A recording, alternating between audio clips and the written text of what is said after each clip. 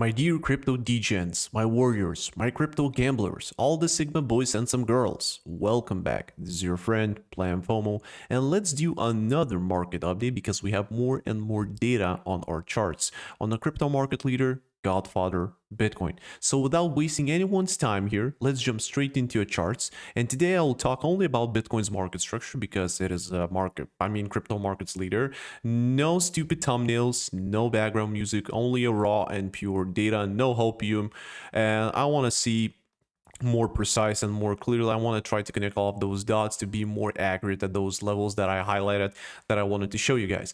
And yes, I got stopped out on Ethereum's long, but that was expected, as I mentioned to you yesterday. Of course, maybe that was like a final shake off before the big rally to the upside, so I have no idea, or I'm completely wrong and we're doomed. This is like the red one represents, this channel represents the elevator of devil's elevator straight to hell. So we'll see if this whole scenario, this very scenario, is going to play out or not. But let's jump straight into Bitcoin charts, daily time frame, all-time highs. So what is next? As I told you guys that my target point would be for this potential upcoming drawdown, $93,000, and I'm going to explain you why. Just bear with me, please watch this video till the end. I made some few adjustments by connecting this trend line with more touch points at the bottom here. If you see, we have a lot of respect here, and at the top here, because I want to see if this ascending trend line that works perfectly as a support right now, it has like more touch points, so I can rely on this trend line, it is like accurate or not. But this green bubble represents a liquidity that is sitting at $111,000. Just bear with me, I'm going to show you, because we are printing also a potentially extremely bullish actually scenario if this whole situation is going to start playing out.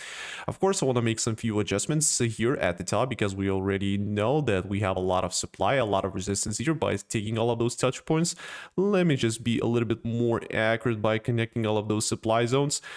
The rejection here, without like calculating this liquidity level that we took from reaching all-time highs by after breaking through all-time highs, like I mentioned yesterday, the worst breakout I ever seen before. So yeah, another rejection here, and right now we retesting this ascending trend line that works as support. Also, I mentioned to you yesterday that we need to start bouncing back up, and we need to grab the liquidity that sits at around 106.5 and $107,000.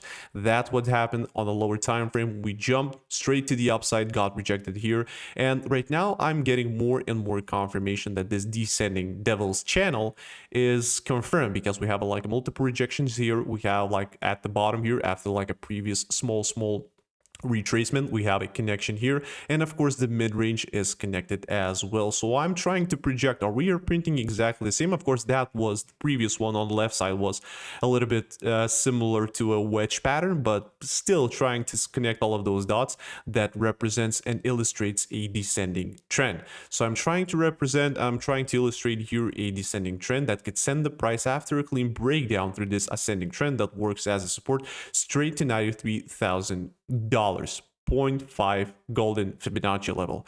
And of course, I want to make some few adjustments here at the bottom by taking this consolidation and all of those touch points that we have here. The buying power, I do believe that sits at around here, a little bit more accurate and more precise. Still very cautious by looking at this potential divergence that could play out and send the price, yeah, like I mentioned you already, $93,000. Of course, my first target point would be at approximately this mid-range, then a bounce and grab that supply. This is just my educational guess, and then $93,000. So $93,000, as I mentioned you, is always on the table, but we are printing higher lows, and we are still in the bullish momentum. I mean, if we're gonna break through this ascending trend, we're gonna change completely. We're gonna shift the whole trend from a bullish into the bearish one, despite the fact that we already formed a lower high.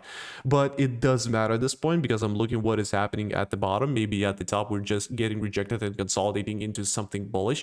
But yes, higher lows, and the liquidity, we didn't saw that yesterday because we had the liquidity that sits at 106.5 Okay, approximately $107,000. But right now, today, liquidity heat map is showing us that a lot of liquidity is sitting at around, if my eye are not mistaken, I mean, if I'm not mistaken, that my eyes are seeing clearly, like $111,000 has this yellow horizontal line that perfectly illustrates the zone that we need to start grabbing that liquidity and start retesting. If this scenario is going to happen and we don't need to shift our mindsets into a bearish one, and we're going to start bouncing back up from here, we're going to retest this. Let's just say approximately, yeah, $111,000 sits at this horizontal level, at this top of the daily supply that illustrates the whole box of the supply. And if we're going to bounce back up here, we're going to get rejected, we're going to squeeze. If we're going to still keep printing higher lows,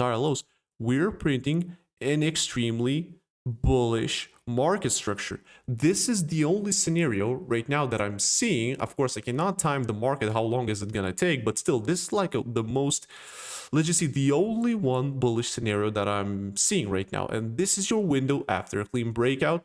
Start rallying up and reach and explore new all-time high territories. Maybe 120, maybe 130, maybe even $150,000. I have no idea, but $93,000 to retest that are always on the table. This is just the data that I see. No fluff, no illusions.